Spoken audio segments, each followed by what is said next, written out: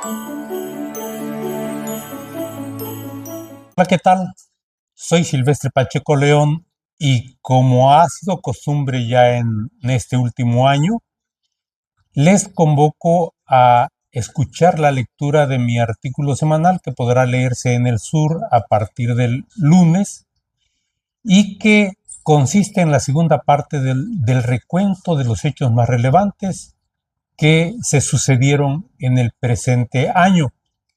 de tal modo que hoy vamos por la segunda parte. Recuerden, pueden seguirme en YouTube, en Instagram y en TikTok, picándole en la lupita donde dice Bahía la Política, todo junto. Y dice así: en el segundo recuento de hechos relevantes sucedidos en el mundo en el presente año, tenemos que anotar en primer lugar al que enfrenta Venezuela, acosada por el gobierno de Donald Trump ante una comunidad internacional casi generalizadamente callada, pasmada y con miedo de hacerse notar ante el riesgo de ser señalada como enemiga del enloquecido gobernante que ahora justifica su hostilidad contra el régimen de Nicolás Maduro, dizque para recuperar el petróleo y otros activos que asegura pertenecen a su país. Y en ese propósito ya suman ahora 3 barcos petroleros detenidos con cargamento venezolano en abierta violación al derecho internacional del tráfico marítimo. Más de 104 pescadores han sido asesinados en 28 ataques militares a embarcaciones que salen de Venezuela. Para evitar que la invasión anunciada pueda ser el inicio de una catástrofe humanitaria, el presidente brasileño Inácio Lula da Silva, que así la califica, ha ofrecido su intermediación para encontrar una fórmula diplomática de negociación y, por otra parte, Rusia ha invitado al gobierno estadounidense a no cometer un error fatal contra Venezuela, advirtiéndole que se mantiene en contacto con el gobierno de Maduro, al que califica como su aliado, mientras, por otro lado, y en esa misma intención, la presidenta Claudia Sheinbaum ha urgido a la ONU para que intervenga en dicho conflicto y cese de quedarse callado. Y en el caso de México, el acoso trumpista no parece ser menor que contra Venezuela, porque uno de los golpes más agresivos lo está dando con la persecución y deportación de migrantes que han sido fundamentales en la producción industrial y agropecuaria de aquel país, como trabajadores eventuales que, aunque pagan impuestos, son contratados con menores salarios y sin las prestaciones legales, todo en beneficio del capital. En el año que lleva el gobierno de Donald Trump, han sido deportados poco más de 145,000 mexicanos y se tiene el reporte de que a partir de diciembre, aprovechando las fiestas navideñas, cientos de familias de mexicanos han cruzado la frontera hacia nuestro país ante la amenaza de ser deportados, lo cual desde luego implica un problema humanitario. Por fortuna para los trabajadores, ahora hay en México un gobierno que se preocupa por su situación y se ocupa en resolver sus problemas. Es el caso de los 700 mineros de Cananea que después de 18 años de huelga han obtenido una recompensa que les hace justicia, según lo informado por la presidenta y la propia dirigencia de la sección 65 del sindicato de mineros, quienes calificaban el de Sonora como uno de los conflictos más difíciles de resolver. Recordemos que no solo estallaron huelga los trabajadores de Sonora en Cananea en 2006, sino también los de Sombrerete en Zacatecas y lo de la mina de Tasco en Guerrero. Pero después de 18 años, están alegres porque al final vencieron la resistencia del poderoso patrón Germán Larrea del Grupo México, quien dicen los especialistas, con solo media hora de lo que ganan sus minas, pudo haber resuelto la demanda de los huelguistas en materia económica, pero prefirió dejar en manos del gobierno panista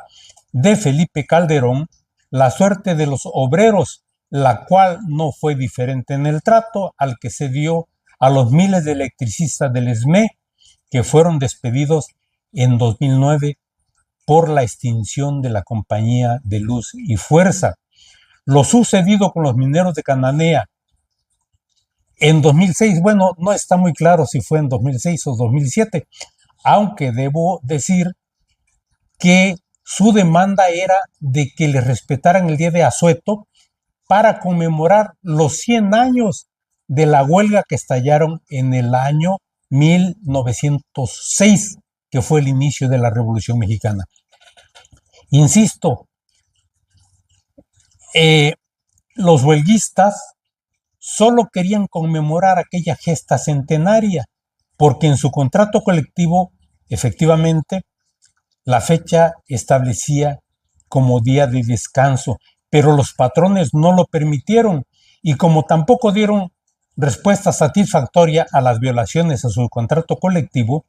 estallaron la huelga, recibiendo el mismo trato de sus antecesores que enfrentaron a William Green, dueño del mineral en 1906. Germán Larrea y la mina de Cananea, que ahora se llama Buenavista del Cobre, logró que las autoridades declararan inexistente la huelga y que la Policía Federal se encargara de desalojar a los huelguistas para reabrir la mina. Pero los mineros resistieron. No se fueron a las armas como hacía 100 años, pero resistieron esperando tiempos mejores, aunque las maniobras ilegales también se repitieron porque como en 1906, una tercera parte de los mineros que laboraban para la empresa estadounidense eran gringos que ganaban 5 pesos diarios frente a los mexicanos que solo recibían 3 pesos. Por eso en sus demandas formularon el principio aquel que a trabajo igual correspondía salario igual, exigiendo en consecuencia el aumento de 2 pesos. Pero sucedió aquí lo que la historia cuenta de otras partes del mundo, donde los patrones maniobran para que los trabajadores se enfrenten entre ellos mismos, sin advertir que tienen el mismo enemigo común a vencer. Por eso Germán Larrea trajo mano de obra centroamericana para trabajar en su nuevamente aperturada mina de cobre en Cananea, los cuales estaban dispuestos siempre a trabajar por menos paga que los mexicanos. Así es el drama. Eso ya lo decía Carlos Marx cuando en 1877 estalló el motín en San Francisco, California. Fíjense ustedes, en ese año los blancos, los obreros blancos, sobre todo irlandeses, pelearon, se amotinaron en contra de los trabajadores chinos con el argumento de que les ganaban oportunidades de empleo y mejor paga. A eso se refería Carlos Marx cuando dijo: son los propios patrones quienes provocan la división entre los gremios para su propio beneficio, que se peleen entre ellos los trabajadores, olvidando quién es el enemigo común. En todo caso, los mineros mexicanos de 1906 y del 2007 o 6 no contaron con aliados dentro del gobierno porque ninguna autoridad, ni del municipio, ni del estado, ni de la federación hicieron algo a su favor, sino al contrario. Cuando en 1906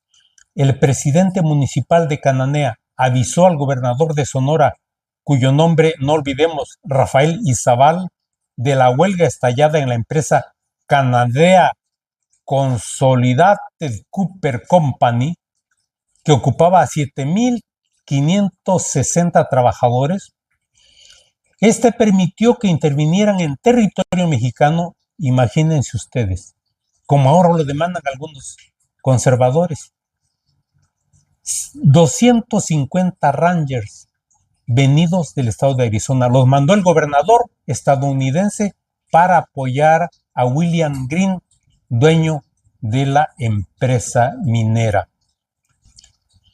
La huelga de Cananea,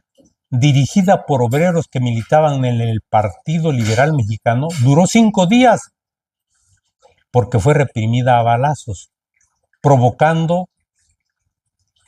que los trabajadores gringos dispararan a los mexicanos. Esa fue la respuesta de la división generada en ese lugar. Esa huelga, derrotada por el patrón y sus aliados en el gobierno, fue el preludio de la revolución, la cual retomó las demandas de los mineros para incorporarlas a la Constitución como derecho inalienable de los trabajadores. Pero aquella historia de Cananea pareció repetirse cuando 100 años después, en el mismo pueblo minero, cuando 700 trabajadores de la mina, ahora llamada Buenavista del Cobre, volvieron a marcar la agenda obrera. En su lucha legal, los trabajadores se enfrentaron tanto al patrón como a las autoridades laborales y judiciales. Primero porque la Junta de Conciliación y Arbitraje de la Secretaría del Trabajo, cuyo titular, tampoco olvidemos, era el panista Javier Lozano Alarcón, declaró inexistente la huelga. Y en el año 2010, la Suprema Corte de Justicia ratificó su inexistencia, permitiéndole a Germán Larrea reabrir la mina mediante el desalojo con la Policía Federal, como ya lo dije,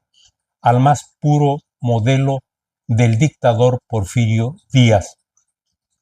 Tuvieron que pasar 18 años y esperar a que llegara al poder la 4T para que el caso de los 700 mineros fuera retomado y se le hiciera justicia, atendiendo por fin sus demandas. Seguramente desde sus tumbas también estarán celebrando ese triunfo obrero los hermanos Flores Magón, agitadores y organizadores de la revolución, Enrique Bermúdez, José López Antonio de Pío Araujo, militantes del Partido Liberal que hicieron agitación y propaganda para la organización de los mineros, y desde luego los dirigentes de esa lucha, Esteban Vaca Calderón, Manuel M. Diegues y Lázaro Gutiérrez de Lara, integrantes del ahora ya no secreto Club Liberal de Cananea. Los trabajadores recibirán una liquidación conforme a la ley de 541 millones de pesos y recontratados quienes quieran volver al trabajo, pero todas las familias contarán en adelante con el derecho al seguro social, incluidas las viudas de los trabajadores que fallecieron. Enhorabuena por esa exitosa lucha obrera de Cananea.